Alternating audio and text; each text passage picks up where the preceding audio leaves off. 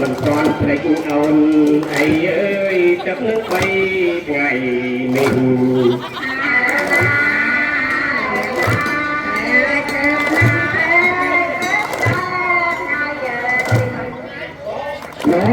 nó miệng nó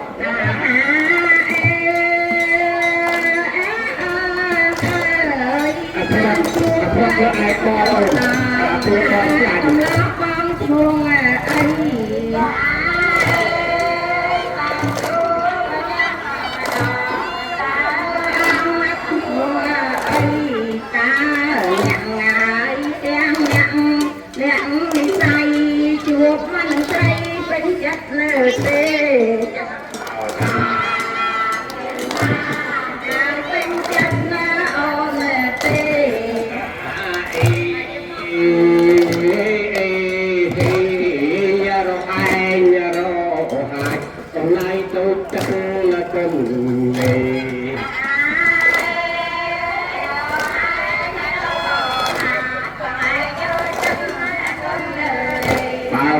con mình tình chất tế con mình tranh một cái khung mà thầy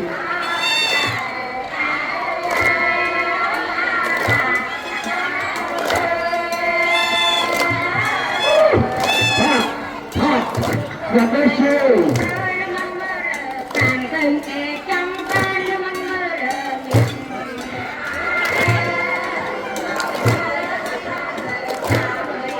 đại chúng tôi được đấy